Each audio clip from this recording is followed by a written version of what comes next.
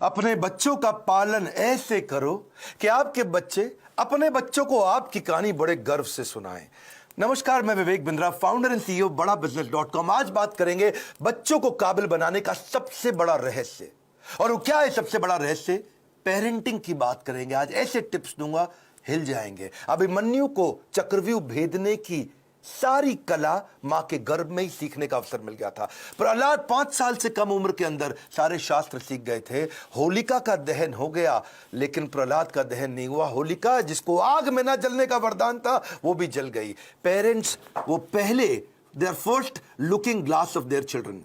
So to be in your child memory, बच्चों की memory में रहने के लिए आपको उनके जीवन में रहना पड़ेगा। सबसे पहले कितने भी झगड़े हो माता पिता के आपस में निपटा देने चाहिए। पेरेंटिंग है, मदरिंग फादरिंग नहीं है। मदर अकेले फादर अकेले नहीं, पेरेंटिंग दोनों चाहिए है। नुकसान बड़ा हो जाता है, वरना 1 साल तक बोलना और चलना सिखाते हो छोटे बच्चे को। आप 1 साल तक उसको बोलना चलना सिखाते हो, बोलो बोलो बेटा बोलो, सीखता है। और उसके बाद आगे कई साल तक आप उसको बोलते हो चुप बैठो चुप बैठो चुप बैठो चुप बैठो। बोलना भी बंद, चलना भी बंद, चुप बैठो चुप बैठो चुप बैठो। तो क्यों सिखाया 1 साल तक बोलो चलो, अब बोल रहे हो चुप बैठो। बच्चों को यह मत सिखाओ कि वो क्या सोचे, ये सिखाओ कि वो कैसे सोचे।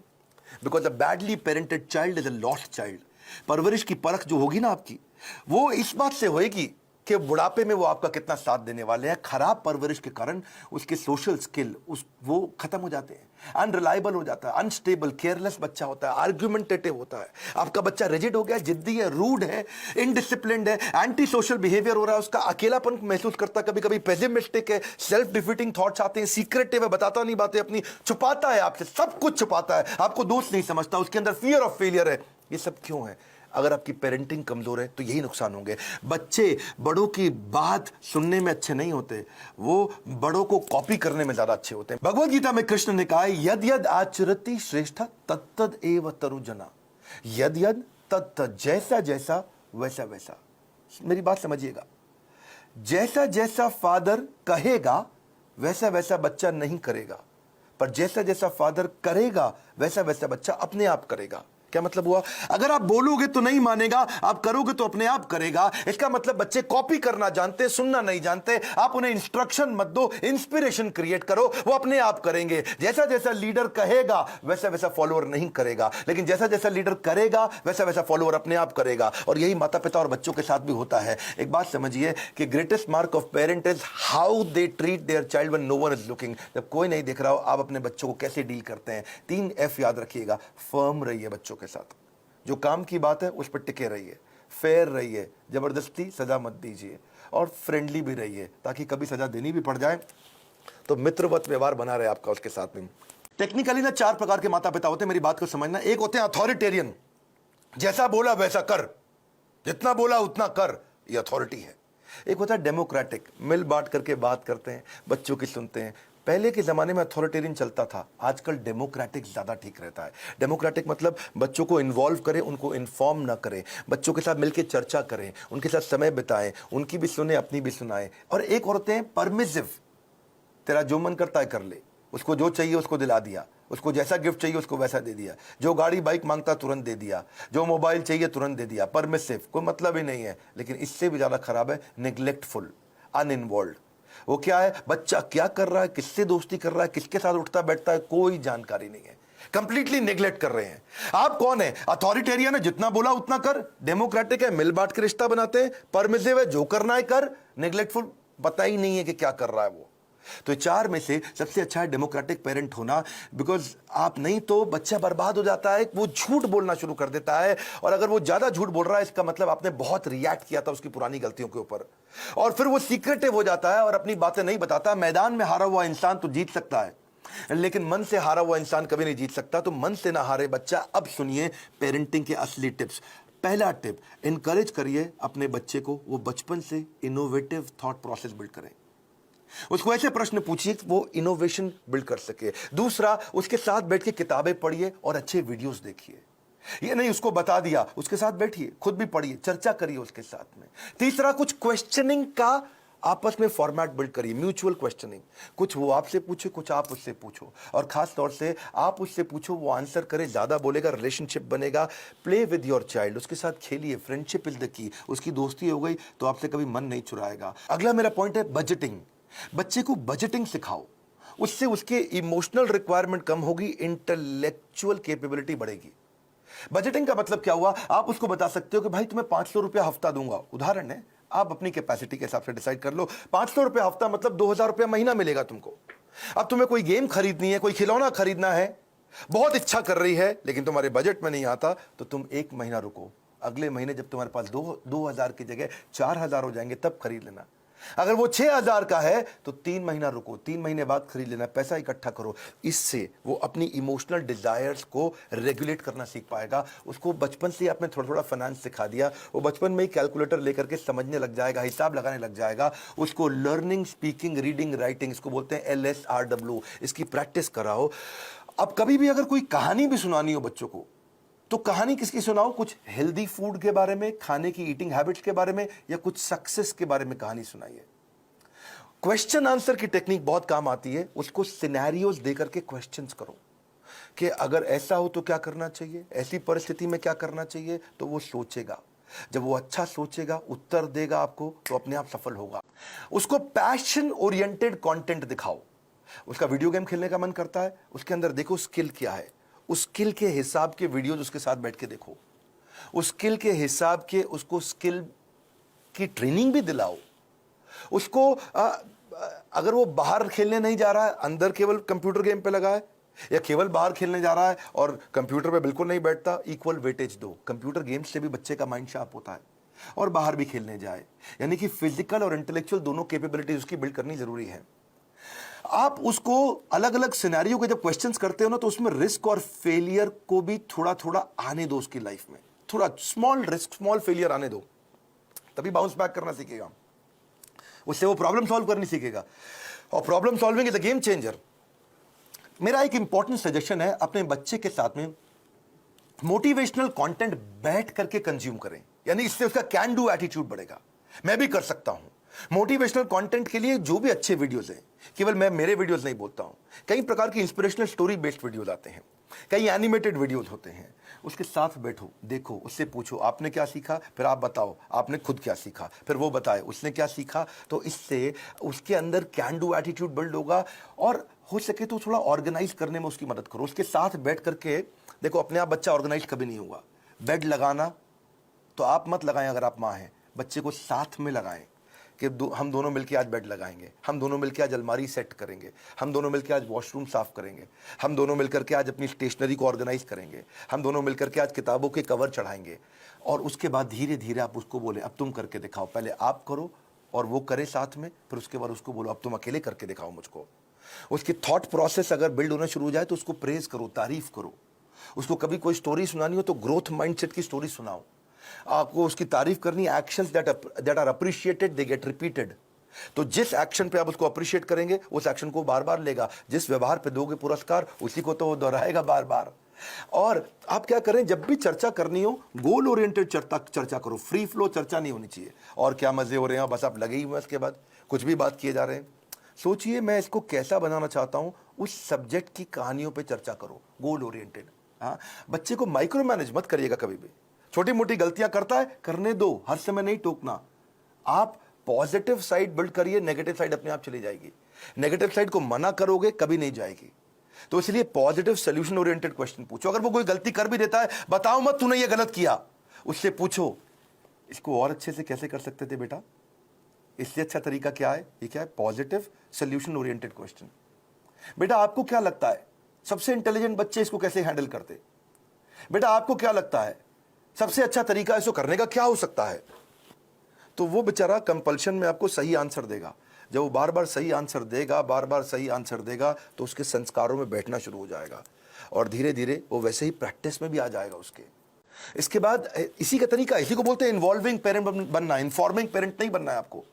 और तभी आप उसके सोशल स्किल और इमोशनल लर्निंग्स बिल्ड कर सकोगे। जो मैंने बजटिंग बताया था, मुझको याद आया, इससे उसकी इमोशनल ग्रेटिफिकेशन को आप डिले भी कर सकते हो। इमोशनल ग्रेटिफिकेशन डिले होगी तो बच्चा कहां से कहां पहुंच जाएगा। आप रूटीन बनाने का प्रैक्टिस करिए, पहले खुद का रूटीन बनाइए, तभी बच्चे का बनेगा। ये नहीं कि आप आजकल वर्क फ्रॉम होम में बिस्तरे पे पड़े हुए हैं तो बच्चा भी ऐसे ही लेटा रहेगा, बैठेगा, अपनी क्लास नहीं अटेंड करेगा वो। तो और क्योंकि आप स्ट्रगल करते हो रूटीन फॉलो करने में और वो भी ये स्ट्रगल करने लग गया, तो पूरा परिवार आगे बढ़ेगा, इंप्रूव करेगा। उसको अगर और स्टोरी सुनानी हो, जैसे मैं स्टोरी की बात बार बार कर रहा हूं, तो डिसिप्लिन की स्टोरी सुनाओ। और अगर वो डिसिप्लिन नहीं है तो चिल्लाओ मत, डिसिप्लिन की कहानी सुनाओ, तभी धीरे धीरे इंप्रूव करेगा बच्चा। अगर आपने उसको बोला ना, बेटा सॉरी बोलो, आंटी को सॉरी बोलो, बेटा तुम गलत कर रहे हो, सॉरी बोलो, सॉरी बोलो, समझ नहीं आ रहा मैं कह रही हूं, सॉरी बोलो। बड़ा बेकार बदतमीज बच्चा, सॉरी बोलो, तो वो क्या करेगा, उसको लगेगा सॉरी बोल दूंगा बच जाऊंगा, अच्छा सॉरी, उसको लगा ले मम्मी चुप हो गई, ठीक है आगे से मत करना। अब वो चला गया, उसको लगा देखो जल्दी बच के निकल गया मैं, सॉरी बोलो, सॉरी बोलो, सॉरी बोलो, कुछ नहीं होगा, सॉरी सोचो, सॉरी सोचो। डीलिंग ठीक नहीं करनी है, फीलिंग ठीक करनी है, कंटेंट ठीक नहीं करना है, इंटेंट ठीक करना है। फ्रूट्स बाद में मिलेंगे, पहले रूट्स चाहिए आपको। तो डिसिप्लिन की स्टोरी सुनाइए उसको, ताकि वो थॉट प्रोसेस बिल्ड हो जाए। पब्लिक में उसकी बेइज्जती कभी मत करो, आपको पब्लिक में उसकी तारीफ करो, बेइज्जती कभी करनी है, या बेइज्जती मतलब थोड़ा करेक्शन भी देना है तो प्राइवेट में करो, अकेले में करो। क्योंकि कंपेयर, कंप्लेन, क्रिटिसाइज ये कैंसर है। रिकॉग्नाइज, रिफॉर्म, रेक्टिफाई, यही उसको ग्रोथ देगा। बात समझिए कि आप उसका नेचर बदल ही नहीं सकते, आपको नेचर बिल्ड करना है, नेचर बदलना नहीं है, नेचर डेवलप करना है आपको। कभी परेशान हो तो उसको हक करो, उसको पॉजिटिव टच दो अपना, तभी बात बनेगी आपकी। उसको नए नए प्रकार के स्किल सेट सिखाओ। आजकल तो कोडिंग बचपन से बच्चों को सिखा रहे हैं, 5 साल का बच्चा भी आजकल मोबाइल ऐप बनाने की तैयारी कर रहा है। Code academy, white hat junior, code monkey, code Avengers, ये बहुत सारे अपॉर्चुनिटीज है जहां से आप बच्चे को कोडिंग सिखा सकते हैं। उसकी सेल्फ एस्टीम की बकेट को आप भर पाओगे इससे। एक्चुअली सेल्फ एस्टीम से याद आया, एक होता है इमोशनल कप। हर बच्चे का एक इमोशनल कप होता है, इसको ऐसे समझो। जिस बच्चे का इमोशनल कप खाली हो जाता है वो बच्चा बहुत गलत डायरेक्शन में जाता है। जिसका इमोशनल कप भरा होता है वो हाई सेल्फ एस्टीम के साथ ठीक आगे चलता है। इसके लिए आपको love, affection, sense of security और अटेंशन देना पड़ेगा, उसका इमोशनल कप भरा रहे। अगर आपने उसके साथ खेले, फ्रेंडशिप किया, क्वालिटी टाइम दिया और प्रेम किया, उसको प्रेज किया, अप्रिशिएट किया, उसका कप भरा रहेगा। लेकिन अगर आप उसको पब्लिक में बेइज्जती किया, क्रिटिसाइज किया, एब्यूज किया, निगलेक्ट किया, उसका ह्यूमिलिएशन किया, उसको पनिशमेंट दिया बिना किसी रीजन के, वो अकेलापन महसूस करता है, फेलियर महसूस करता है, रिजेक्टेड महसूस करता है, उसका इमोशनल कप खाली हो जाएगा। पब्लिक में बेइज्जती किया, क्रिटिसाइज किया, एब्यूज किया, निगलेक्ट किया, उसका ह्यूमिलिएशन किया, उसको पनिशमेंट दिया बिना किसी रीजन के, वो अकेलापन महसूस करता है, फेलियर महसूस करता है, रिजेक्टेड महसूस करता है, उसका इमोशनल कप खाली हो जाएगा बिल्कुल। और फिर वो इमोशनल कप भरने के लिए कहीं बाहर जाएगा, किसी और के पास जाएगा, गलत दोस्तों के पास जाएगा, गलत जगह पे जाएगा, गलत वेबसाइट्स खोलेगा। वो लोगों से अपने इमोशनल कप को भरने के लिए खींचेगा तरीके, मिसबिहेव करेगा अटेंशन गेन करने के लिए, मैनिपुलेट करेगा, जेलसी हो जाएगी उसको दूसरों को देख के। आइसबर्ग देखा है आपने? आइसबर्ग को समझो आप, इससे समझ आएगी आपको बात। आइसबर्ग होता है वो बर्फ की चट्टान जो समुद्र के अंदर होती है, लेकिन 10% दिखती है, 90% पानी के नीचे होती है। आइसबर्ग में पानी के नीचे बहुत बर्फ है, वो दिखती नहीं है, दिखती 10% है, खाली ऊपर ऊपर। बच्चों की जिंदगी भी ऐसी आइसबर्ग के जैसी है।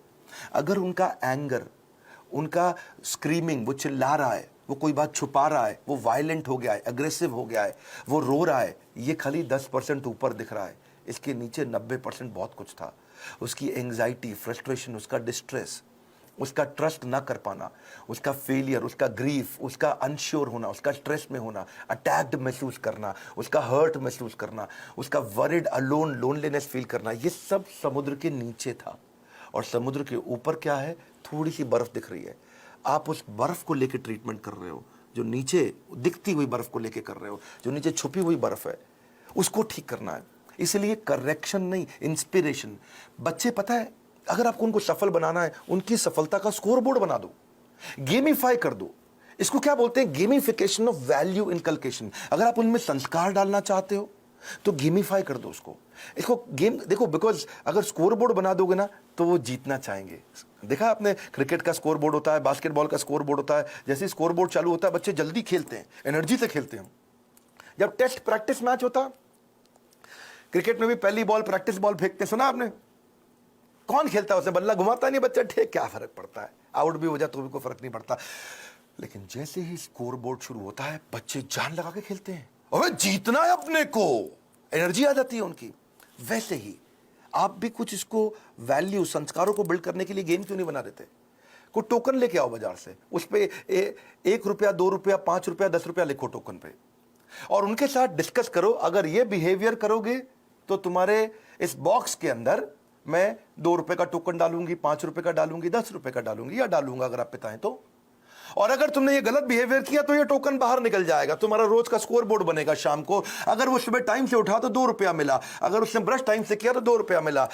रुपया मतलब पॉइंट, आपने बोला, मैं पॉइंट कह रहा हूं, उसको रुपया दें या पॉइंट दें, लेकिन बाद में उसको रिडीम करने का तरीका बना दो, है जी। अगर टाइम से होमवर्क किया तो 5 नंबर मिल गए या रुपया मिल गया, अगर आप वो समय से सोने चला गया तो 2 रुपया मिल गया, अगर वो समय से खाना खाएगा तो 7 रुपया मिल गया, अगर टेंट्रम करेगा तो काट लो, सामान फेंक रहा है इधर उधर तो काट लो, उसमें से निकाल लो, चिल्ला रहा है, गाली दे रहा है तो 7 रुपया निकाल लो, अगर मिसबिहेव कर रहा है माता पिता के साथ तो 10 रुपया निकाल लो, ओबे नहीं कर रहा आपकी बात, 7 रुपया निकाल लो, किसी को गाली देता है, थूक देता है किसी के ऊपर तो 10 रुपया निकाल लो। तो आपने तरीका निकाला, इससे क्या होगा, शुरू शुरू में तो पॉइंट के चक्कर में वो अच्छे बिहेवियर्स को प्रैक्टिस कर जाएगा, पर आने वाले समय के अंदर वो उसकी आदत बन चुकी होगी, वो उसके बिहेवियर में, उसकी प्रैक्टिस में आ चुका होगा, और फिर उसकी लाइफ से, इसको बोलते हैं गेमिफिकेशन।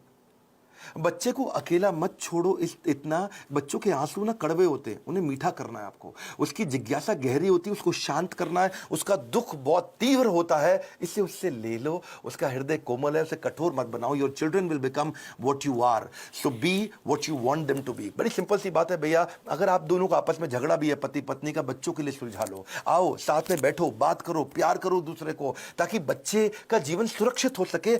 ये फादरिंग नहीं है, मदरिंग नहीं है, ये पेरेंटिंग है। गलती किसी की भी हो, आप दोनों में से ईगो को साइड में रखो, बच्चे को और सिखाओ, आगे बढ़ाओ।